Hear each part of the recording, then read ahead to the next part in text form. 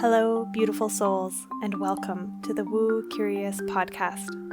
Your map to the mystical, your key to the sacred, and your guide back home to yourself. I'm Eileen, a writer, a spiritual coach, energy healer, and slow living witch. This podcast is your invitation to explore a world where the mundane and the sacred intertwine. It's a haven for those ready to take the first steps into the realms of magic and mystery, providing a safe space for you to embark on your own enchanted journey towards healing and self-discovery. Here, I'll unveil the whispers of the mystical, the rituals often hidden in plain sight, and I'll engage in sacred conversation intended to stir your soul and lead you back into your power. I'm all about demystifying woo and witchcraft. So, whether you're a seasoned seeker or simply woo curious, I'm so delighted you've decided to join me on this journey. Let's make magic. Hello, and welcome back, Woo Crew, to the Woo Curious podcast. I am your host, Eileen, and I am here today with a very special guest, Stephanie Potter. Stephanie is a channel, an intuitive guide, and everyday person bringing modern advice from spiritual sources to her clients.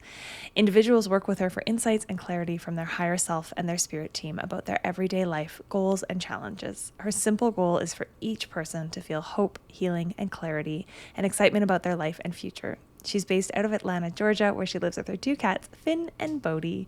Welcome to the show, Stephanie. It's so lovely to have you here. Thank you so much. I'm excited to be here.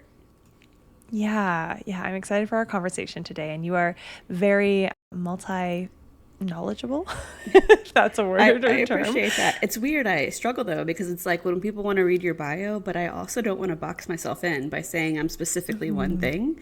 And so I just try to say, okay, what does it feel like right now?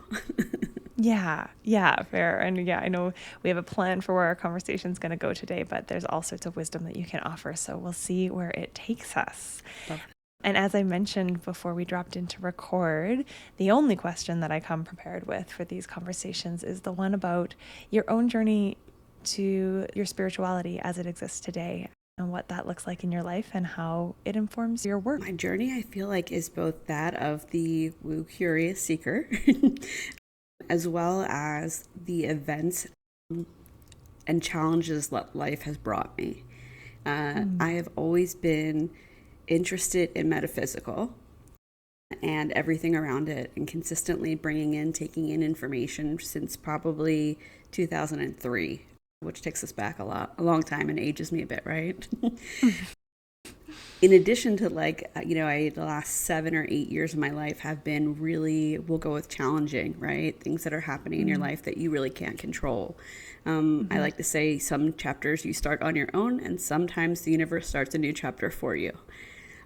And so based on that, it's really brought me, with one, having to depend on my faith, my spirituality, whatever my beliefs are in a higher power, and working with spirit, but also the curiosity that has taken me to all of these different modalities that I think give us clues to why we're here, our gifts, our challenges, what we're here to learn, how we grow, how we get through this 3D everyday human life when we're exposed to experience everything from deep depression and grief and pain all the way to joy and childlike wonder.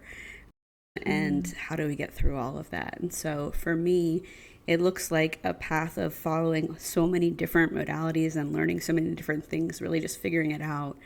But what I would say the most is that from 2003 to 2018, I was just taking in a lot of information, right?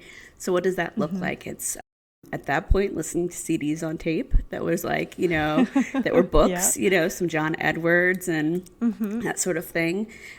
Or it was reading books, or then podcasts came out. And so I like to say, I read a lot of books, but all the activities and the practices that they were asking you to do, I just kind of flipped the page. Right. And so after 2018, it was the first kind of in that beginning of when that turbulent time has been going on for me.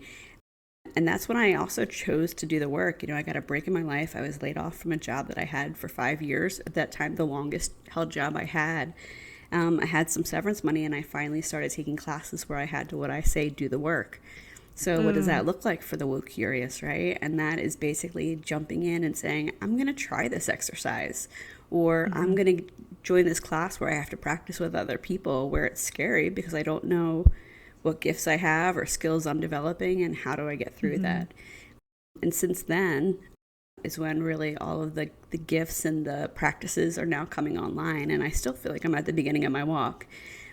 But what that looks like for me day to day is very much working with the Akashic Records, but also still looking at Western and Vedic, astrology. It's looking at human design. It's working with numerology, oracle cards, you name it, everything that herbs. I get into some very witchy things too. And so it's really pulling that string every day and figuring out where am I going to go to next with my curiosity.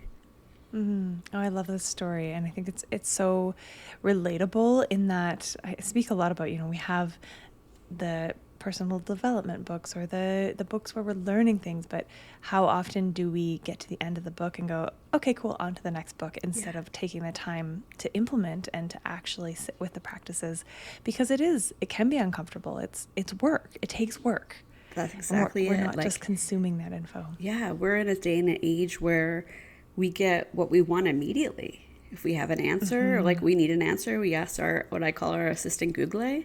Now we have ChatGPT to not only give us the answer, but give us an answer back. Or we're ordering next day Amazon or food that's showing up right away. And when you have to learn these, not when you have to, when you choose to take the path to learn these practices, or to figure out what your own skills are. And I would remind everybody here, for the woo curious, is that you all have spiritual gifts, which are skills that are outside of the five senses that we know and were born and raised with, right? And so that's great news. But the scarier but most exciting news is that the path that you take to figure out what they are can be amazing, but they don't come next day delivery. And so it's very much about like getting into your body, listening, working with the unseen. And that sounds kind of like a movie, right? A movie script. It takes time, but both the journey and the path to getting there is totally worth it. It just takes practice.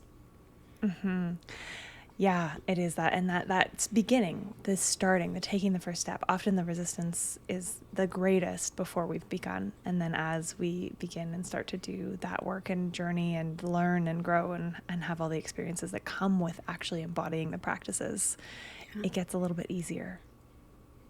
Yeah. Agreed. Yeah. I felt like for me, it was like, you hear like, we get excited about a subject, whatever that looks like, whatever we are woo curious about. And the next thing we're doing is we're watching videos, we're watching documentaries, we're reading books, listening to podcasts, talking to friends, looking at TikTok, whatever that looks like for you. But you're hearing the stories of usually the extraordinary. So it's the person that was born, seeing people that had passed, or the person that turned off their gifts because of whatever reason. Or the person that one day had this incredible Kundalini awakening, or whatever that looks like, right? Uber connection with the earth and the wind, and those are beautiful stories. But I think that's not the common story. I think the common story is that slow, beautiful testing, but it starts with a lot of fear, right? Because you're like, what if I don't have it? For me, the way that I experienced that was that my gifts work. I don't see, I have clairvoyance to some degree, but it's at the bottom of the pile as far as my gifts. And so I hear clairaudiently, but it sounds like my own voice. So I have to use discernment. I have clairsentience where I can feel into my body, whether it's an emotion or a physical issue. And then I get claircognizant, is what we would hear, what you'd say in the common lingo is a download of information that I wouldn't have known otherwise. Well, to me, those are harder. They felt harder to learn than somebody that can just see in their head what they're trying to explain. Right. Now, what I did learn is the people that are clairvoyant, it's hard for them because they might see an apple, but then they have to figure out what that apple means to them and what it mean to their client, right? Yeah. Whereas, for sure. but because so many people either think clairvoyance is so quick, or they have some sort of they're hearing these stories, they're like, oh, I just may not have this.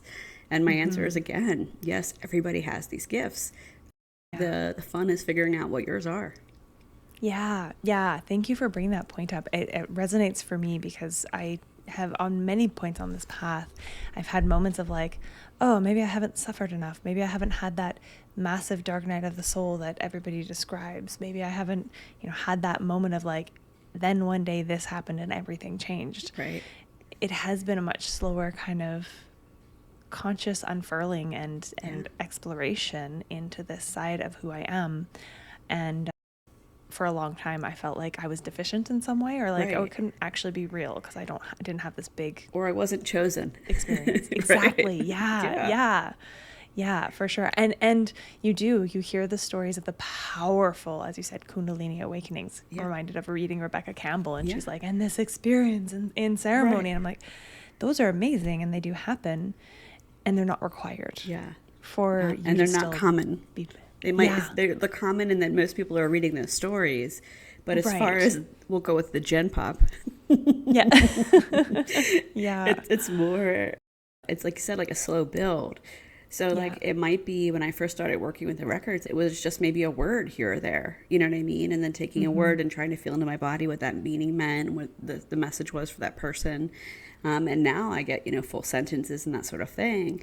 But that took time. And I think it's like you're developing a new language, right? So you're understanding what new senses you have. And then with whatever you're communicating with, which that sounds really broad, but like if you're communicating with people that have passed or angels or the universe or guides, whatever your beliefs are, right? Or what they're beginning to be, knowing that like then they're using the language of everything that expresses through you. So if it's Stephanie Potter, everything that I've ever learned or been through or whatever, that's the language to which they're going to speak to me.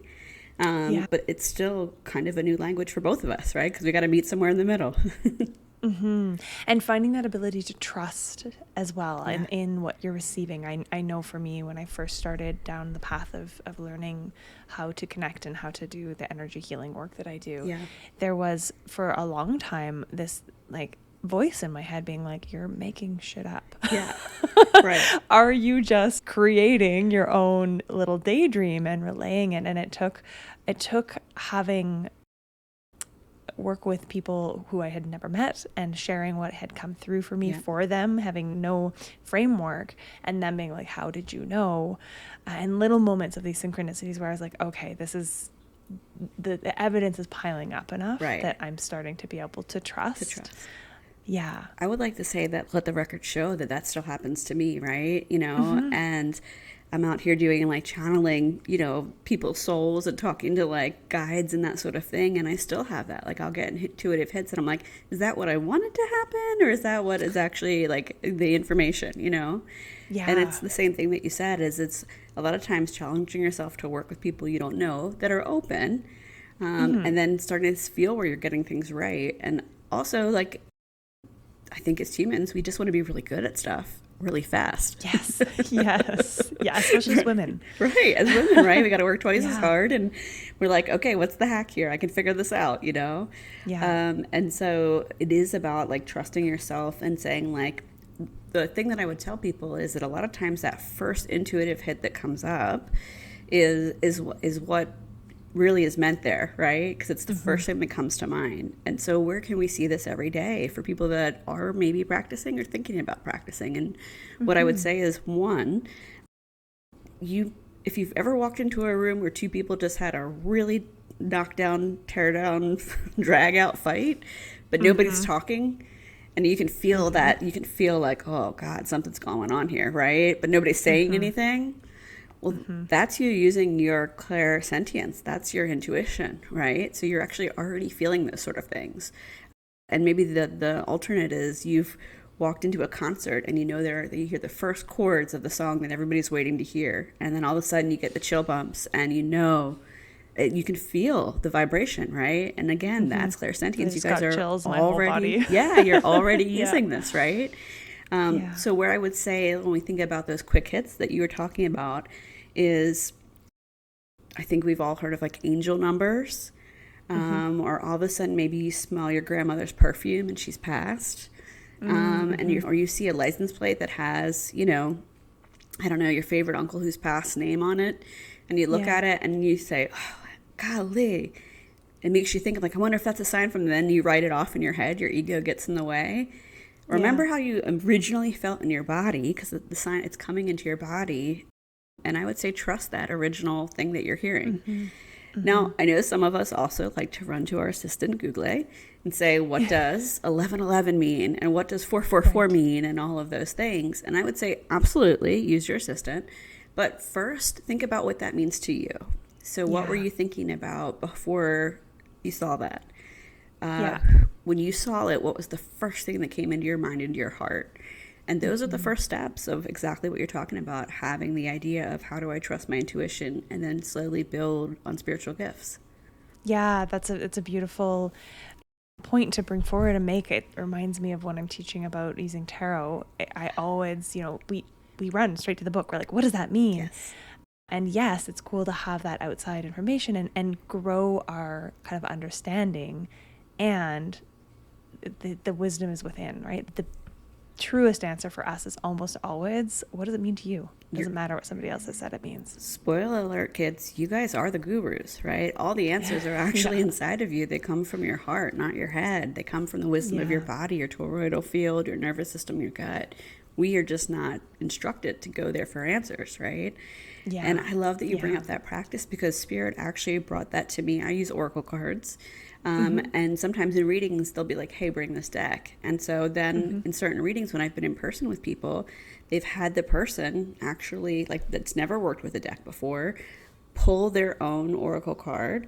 And then what I have them do is take a look at it and tell me, like, they think of a question in their head, we talk about it, and then they pull the card, and I have, before I give them any answer as to, like, read the book or anything, I tell them, what does this mean for you? What did it feel like when you first saw it? What do you see on here? How does it speak to you? And they're always so surprised of how, whether it, accurately reflects the answer they were looking for, or an answer, maybe not the one they were looking for, right? Right. Yeah. But then also that it, usually has the same vibration of whatever the author's intention was for it. And so I will then read them, whatever. But it doesn't mean that the book's always right, because I actually think you're right. We have the real wisdom because it's the deck speaking to us, through us, and how we feel. Yeah. Yeah. One of my catchphrases is let yourself be right. And it's very much in that same vein of, like, you get to trust you, and then you can look outside and add to that information or knowledge. But the first place to go is in. And you're so right that our culture really, really emphasizes, like, external. Look outside of you. The answer is outside of you, and you probably need to buy it. Right. This is that, like, and it might drive have rules. of that drive of capitalism and right. patriarchal structures and stuff that we've spent centuries discrediting our intuitive ways of knowing. And it takes work and practice and faith in a lot of ways to start to build up that trust in ourselves. Yeah. Not to be Debbie Downer, but what I would point out is that a lot of our religions that are around today, they take us out of it, right? They tell you what practices to do, how to believe, what the boundaries are, how you can communicate with a higher power, whatever that looks like. So that really takes you as a guru, or the answers, or the aligning with your soul or your own truth, out of it. Not all of them. So, speaking, generically across the board. But what I would say is, for people that either don't agree with modern religion or are looking for a topper, so to speak, right? Maybe all the answers aren't in the religion that they chose or was chosen for them. I would say part of the walk, that what we're doing here with Woo Curiosity, is exactly that. How are we getting answers for ourselves, developing beliefs in a higher power, whatever that may look like for each person, or even just rituals in your day of how you live your life and your legacy. I think is powerful. And a lot of times, we do those things when, we'll go with, the crap hits the fan, right? When it's, you can swear on this podcast. Okay. So when the shit hits the fan, kids. Yeah. And I think that the more walk for the people that are in your community that are starting to listen and starting to be curious and that are seekers, they're starting to build whatever their beliefs are. And I have to applaud that, because that's doing the work so that when things do get tough and challenging, they have beliefs and practices already in order that could be very, very helpful, and I know have been for me. Yeah. That just made me think about something I often felt as a child. I wasn't raised with any religion. Most of my guests were raised in some version of Christianity and then have since found either their own version of it or left and found a different spirituality. But I remember very distinctly as a little girl not believing in in God the Father or any of the Christian kind of trappings. It was the only version of religion that I really knew of at that age. But I remember very distinctly feeling a little bit of wistfulness or desire to be part of that kind of community. Right, to have a belief system. And to have a belief system to fall back on when things were hard, to believe in something greater, a bigger vision. And I really didn't for a lot of my young years and into my adulthood. I really was like, we are, carbon biological entities. We die, we're dead. There's nothing else. Like, it is like just what we can see. And I was a fairly happy person, but having that connection to the energetic, the something more, the spiritual, that I now very firmly feel and understand as the unseen truths in our universe, it's so comforting. Right. But even when it's hard, you don't feel as alone. Like, I always feel like I'm connected. Yeah. It comes down to the question, why are we here? Why am I here, and what am I doing with my life or my legacy or whatever that looks like to me? And I feel like a lot of at least the religion I was brought up with didn't really answer that for me. So the path was to figure that out, because it's like, okay, you're giving me a lot of information, but you're not really answering my questions. Right? Yeah. Yes. But I understand the idea, especially, depending on where you were raised, that, seeing community and some of the beautiful things that come out of religion, there is a yearning for that, especially as a child or when there are groups and things like that. That's attractive. There are many beautiful things about religions. Just to me, I just didn't find the answers. That I found a lot of beauty and questions in so many religions that I explored, and still do. But I kind of look at it as like, it should be a buffet, man. We should be able to go in and take the beauty and the wonderful practices and beliefs and rituals from each religion, as well as the ones that we create ourselves, and put that together. And that's the walk right there, right? Yeah, the less rigid structures of it all. And there's also there is beauty in having shared collective ritual and tradition. And so I think that's where, religion and the difference between organized religion and religious beliefs that are shared with people, and the traditions that are specific to place and people. And I think there's a beauty there too in having a lineage. I'm really focusing on learning more about my Celtic heritage and tradition and the beliefs and the religion really of those past peoples. Yeah. And there's something resonant or comforting to come home to something that belonged to the people who came before me as well. Yeah, especially when you look at your lineage. So I would say the highest amount of lineage that I have, or DNA wise, is Scottish. So same thing, same area. And so how much of that is pulled down into our ancestral DNA that we can unlock, that's there for us if we choose to accept the mission. Yeah. And so for you, because I want to make sure we touch on the Akashic Records specifically, because it is kind of that your website is, I'm gonna say this wrong potentially, Alcyone Akasha? Yeah, Alcyone Akasha. Alcyone, okay, Alcyone Akasha. I will go ahead and let you know that as a product marketer in my normal life, picking two words that nobody has any idea what they mean and probably have never heard before, not a great idea. I was very cognizant of that. But what I would say for the people on the deeper end of the sliding scale of woo is that actually Spirit brought me the name Alcyone Akasha. But what I have done to simplify it until, people further understand what either of those words mean, I find a lot of stuff under my name, which we can talk about later. Yeah, sure. So then tell me, what does this Alcyone mean? Because I've never heard the word before. Yeah, so, okay, a few things. Alcyone, there is a whole, we have our Greek myths. That is one of the Greek goddesses. I don't even know if she was a goddess, but characters. So there's a whole story there and a connection that way. It is also, and this I think is the more important part, is a star in the Pleiades that is in the Taurus constellation. It's actually the brightest star in the Pleiades as well. But where it really comes into account is apparently there is an energetic form of the Akashic Records, which we'll talk about here in a second, in Alcyone. And so I kind of laugh because posed to Spirit many times, I appreciate you giving me this name because I couldn't come up with, what I really wanted. And I think I knew I wanted Akasha, but also nobody knows what this means. Nobody can say it. It's a good talking point, though. Right. It's kind of like when I say I'm a witch and people are like, wait, what do you mean by what? that? I'm sorry? Yeah. But I think the idea is that, we'll learn more about it and then just bringing it up, just like the Akashic Records, which is really obviously super close for me. It makes sense and it brings power. I draw power from it with even just the name, right? So we think about energetics. And so that's why, because I had really asked a few people that, do readings and that sort of stuff, like, what do I go with? I know I can channel this for myself. And there was the, go ahead and keep the name, but also find an easier one for people to reach you. Yeah, maybe link a few to the same domain. Yeah. So for listeners, let's go into the Akashic Records a little bit. I've had a guest on before who spoke about them, but like way back at the beginning of me having guests on. And so many of my listeners will not have heard. Okay. Some of them will be familiar. Some of them won't really know what they are at all. I'm always curious to hear how different people approach it. Well, first I refuse to acknowledge you've had any other guest but me. No, I'm just kidding.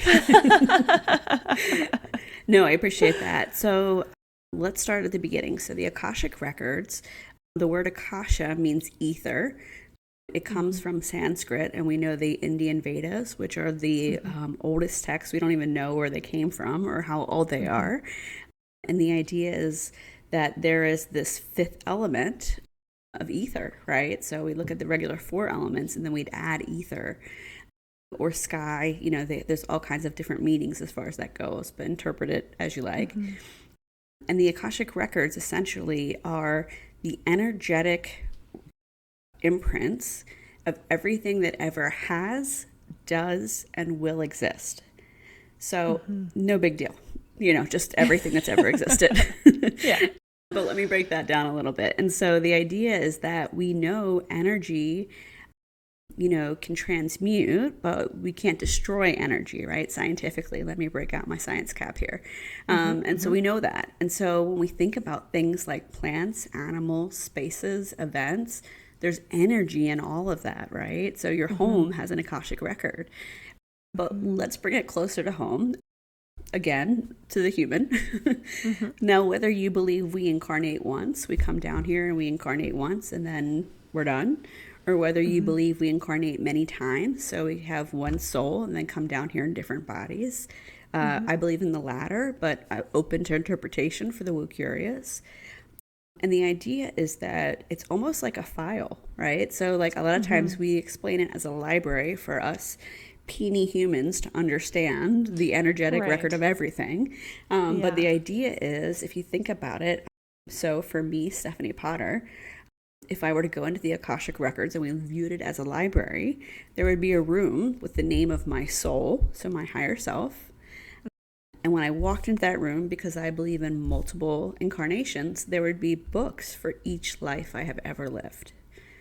Okay, still a little mind-blowing. Let me bring it down another level. So what I do, with people's permission, when they book a reading with me or when I work the records, I have to get the permission of the person or the home or the wherever I'm working with. And I'm able to have the ability to go in and access the energy of the current Akashic record. So the current lifetime of the person, the current lifetime of a home, the current lifetime of an event, something like that. And I interpret, so I channel. A lot of times I will automatic write all kinds of messages that are coming through potentially for a person. And so where that can help us is kind of understanding our soul or our higher self, insert your beliefs, what we've come here to do originally, because we have the great forgetting, right? We're born and we're not really sure, like, okay, we're here. What do we do now? And so a lot of us many times are trying to find our purpose, our mission, our drive, or have said, hey, I've done all the things that I thought would make me happy, but I'm still not as happy as I thought I was, or not as happy as I was when I was a kid or when I was in high school. And so a lot of times the messages and the information that comes through is, how do we get closer to that joy, that childlike wonder, that happiness in our life? So I will pause there and see where I can go next for you. Yeah, yeah. I love it. The way that you describe it is very clear and easy to kind of understand. I've definitely heard it referred to as the library before, but I like just the way that you shared about it is very easy to like wrap your brain around, at least a basic understanding of this obviously very complex and vast topic. I'm curious, this is like tangenty, but do you know the name of your soul? You don't have to share it. I'm just curious if that's I like love that. I don't think I do. I've never really asked, okay. actually. Yeah. Because I was like, I have to imagine. Because a lot of times, what I would say is, what I do know is that when I work with spirit guides or angels or whatever, a lot of times like their names are like, we can't even begin to explain Right. what they are. You know what I mean? They might Yeah. just be guttural sounds, who knows? Yeah. But they will give you a name to help you identify the energy. Right. So it is not Yeah. uncommon to have an angel named Bob, you know what I mean? Right. Or whatever Yeah. it might be. A lot of times they might stick more kind of, biblical or whatever that looks like for people. But yeah, that's interesting. A few Yeah. things. I love that question because the answer is no, I have not, but haven't really asked. Yeah. So that would be cool because I think a lot of times when you pose out there, like I've been in classes where people have asked like, what is the name of my guardian angel? And if you stop and like focus and ask and then just listen and see what comes up, you might hear a name that comes up or a letter or a color or something like that. And so if you believe in guardian angels, which I do, that is, something that everybody could, institute right now. And on that note, I would add that everyone does have access to their own Akashic record. So whether you work with someone like me, but if you want to access your own record and go into the records for healing or for information, with practice, you can do it. And you have access to your own record. So it's like, oh, so there's this metaphysical library of information out there for me to be able to go in and find out more about myself or to heal or to learn even things about past lives. It's all out there depending on, how curious you want to be. That leads me to another curiosity. I'm wondering when we're doing that kind of work for ourselves, when we're exploring for ourselves, the thing that came to mind is like when you're using a pendulum, if you're really emotionally charged about the subject and have a strong like desire for a specific outcome, it's often a good idea to ask a friend to use a pendulum for you. Totally. Yeah. So is it the same with the Akashic Records? Absolutely. So more recently, I was actually teaching a class from a program that I had graduated from around Akashic Records and how I read and that sort of thing. And one of the two things that come up is one is intention. So going in and connecting with the intention of truth, honesty, integrity, love, gratitude, different things, right? But more importantly, physically, how are you feeling, and emotionally, how are you feeling? So if something has really got you skewed, emotional, upset, pain, you've got to say, like, it's not a good time for me to be in there. Especially like if I'm physically ill, I will have to move readings. It doesn't happen that often, but more like I had somebody unexpectedly pass in my family at the end of last year.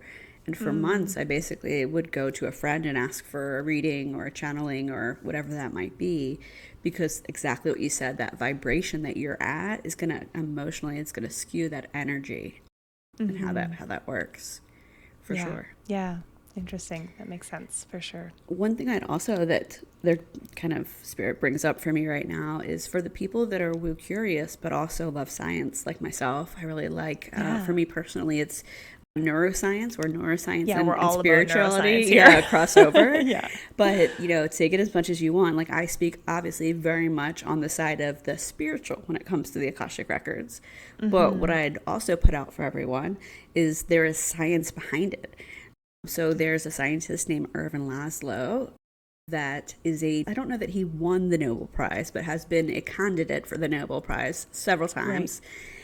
And he has books about the Akashic Record, the Akashic Field. Oh, cool. Deepak Chopra talks about it. I mean, not that he's known for his hardcore science by any means, but he brings some of it in there, right? You can find videos. And so what I'd like to say is, yes, this might sound way woo, right? We're in the deep end, right? Without a paddle.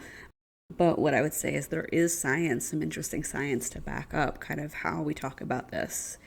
The other thing I would add is, each person, because their skills and their gifts are different, are going to interpret the Akashic Records different ways. So like you said, you've talked to somebody before that works with the Akashic Records, and their experience may be very different from mine. So please, community, don't think that I speak for every single Akashic Records person out there. I'm just really here to spread the message that what they are, that you can work with them or work with people that work with them, and that they exist. Yeah, and it's a nice structure almost. When I've spoken about it before and I've expressed interest in studying it, and then shared about how I do my healings and my remote work, the person I was speaking to was like, you're kind of accessing them already. Like that's what you're doing. You probably are. Yeah. That, whether or not you're calling it that. And so it's a lovely kind of framework, especially when we are just curious and wanting to have a bit of a structure around how we might be learning or accessing these spaces. There's so much wealth of material there that it's an accessible point. And I love that you bring up to the science behind it, because I think it's such a cool time that we're alive, that we have, it's like as culturally we forgot and dismissed a lot of this knowledge we have. Totally. And it was called woo. Yeah. I'm actually following somebody that I really respect on Instagram, and I think it's Patreon, that she has a Patreon called Don't Call It Woo, because there is or was some derogatory meaning to that term for a long time. Yeah. And now we're living in this moment where we're reclaiming some of this knowledge and practices, and we have science backing us up, so that the people who are like, you've gone off the deep end, you're like, actually, no. Yeah. Well, also, here's why. Yeah. And totally, like, we've got crystals in our phones that make our phones work, but people want to discredit crystals. We've got, crystals in like MRI machines and all kinds of stuff, but people don't want to talk about sound or crystal healing. And so a few things I love that you brought that up is, one, for years growing up, we used to always have to go to the New Age section, right, to find anything. Yeah. I'd like to say we're in the now age, baby. Like, this is the now, right? This is the crossover point. And what I also like to tell people is, I don't know, 40 years ago, if you had a cell phone, somebody would have thought that was magic and unexplainable, right? Right. And so maybe a lot of the things that we're doing right now are what are considered magic or unexplainable by science. And just like you said, we say yet. Right? Totally. Now, let me be clear. I am from New Jersey, and I also am a giant skeptic. And maybe that's why I am good at doing this work. There are people out there that proclaim to do things that they cannot, or have, a certain amount of skills and proclaim they can do a lot more, and sometimes get into their ego, just like any place in life, right? And so I say, use your gut, get referrals, look for people that value integrity, honesty, truth, that would rather say, I don't know, than give you an answer. And so I think there's got to be a balance there for sure. Yeah, for sure. It is. It's that area of like, yes, there's truth and beauty and so much here. And there's lots of people in any field that take advantage. And so it is that discernment and trusting, again, coming kind of a full circle for us in this conversation, trusting your intuition, trusting that inner knowing. Well, think about the courage for any person that is woo curious or that is curious about their life to go to somebody else and be very vulnerable and say, you don't know me from Adam, and I'm going to consider the information or the healing or whatever that you're bringing to me, and be very open and courageous to do that. And I respect every person that comes to me. But if there's someone that takes advantage of that or doesn't come from a place of love or adds fear into that person's heart, that's a real bad experience, right? And so what I would say to people that have had maybe a bad experience, one, there's two things. There's having a bad experience where somebody gave you fear or told you about things that would be scary or hurt you or anything like that. That's not a place of love or light. So I'd point that out. But two, I would also say keep an open mind, because some people don't like what they hear when they work with a healer or they go to somebody and they work with them. And so I would say, like, I'm not here to give you the answer that you want. I'm here to give you the answer that you need, whether you know it right now or not.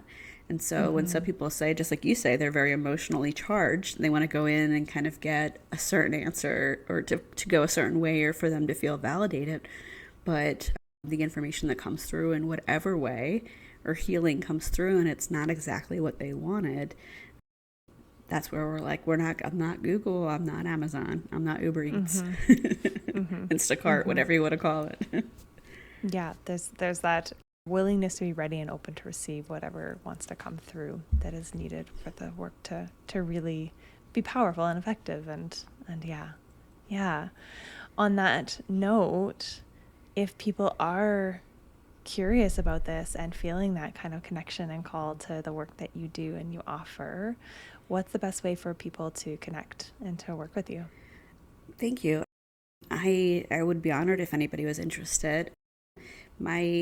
To keep it easy, after we talked about how complicated the name of my company is, I've actually just used my full name, my full government name, for better or worse. It's Stephanie Nicole Potter. And you can find that on the web, the interwebs, as well as Instagram. So it's Stephanie Nicole Potter. And I'm in the process right now of adding any podcasts that are coming out that I've been kind enough to be invited to. But also you'll find out about the readings that I do one-on-one. And then if I have any sort of other offerings, I'm really focusing on working with people one-on-one because I'm learning so much about the records and people's walks. And there's just a lot of people out there that, there's so much politically, personally that people are going through. And so I tend to find people that are in transition, whether they chose it or not. Something's happening in their life and they need some clarity. They need a little hope. Maybe they need to hear from someone. I do a little bit of mediumship if that comes through. So sometimes if there's some healing that needs to be done, that works too. But I appreciate anybody that wants to go online and check me out. Yeah, yay. And the links to connect with you will, of course, be below in the show notes as well. Beautiful Alcyone Akasha word and all. And please connect, reach out. Thank you so much for being here with me today, Stephanie, for your wisdom and for sharing. It was a beautiful conversation. Thank you so much. The last thing I would add is just that on my website, should you go there, there is some freebies that come up on the first page. We didn't talk about it, but it's very much about meditation and finding the right kind of meditation that could work for you. I've got a download that has several types of meditation as well as actual meditations for free that you can access using Insight Timer. I don't make any money off of it. It's really just to help people find types of meditation that work for them, because I find that very many times they're like, I tried to close my eyes and clear my head and I couldn't do it. And so I'd like to entertain you guys and let you know. And then I'm also working on a quiz that you can take. It's 5 or 6 questions and it would match you with kind of the best type of meditation, and then 3 examples of it that you can click right through, again, Insight Timer, and find that there. So I would love to share that with your community. Oh, beautiful offering for sure. Yeah. I love that reminder that meditation can be really hard for a lot of people, and the understanding of what you have to clear your mind. No, it's not true. That's not There's true so at many all. ways to do it. Not true at all. Yeah. Not true at all. Yeah, I was just having that conversation with somebody recently. So that's a lovely resource to offer for sure. Awesome. Thank you so much. And I appreciate your community having me. And if they have questions, they're willing to contact me through Instagram or my website. And if they're looking for practitioners, I'm happy to point you in the right direction of people that I would recommend, even if it's not me. So I know that there's some truth in well, if I'm woo curious, where do I even start to try to find somebody? This isn't my realm. Yeah, that's a lovely offer, and the sign of a truly aligned healer, or whatever it is, term you want to call yourself, is that if it's not us, there's somebody else, and we're happy to refer outward to. Yeah. Oh, thank you so much, Stephanie. It's been a real pleasure for having you here with me today. And Woo Crew, thank you so much for tuning in and listening. As always, please come on over to Instagram, give Stephanie a follow, come share about listening to this episode, like, comment, subscribe, rate, review, all the things depending on the platform that you are listening to us from. And as always, if you like this episode, please share with a friend. It helps ever so much. I'll be back here again this time next week with another episode for you. Bye for now.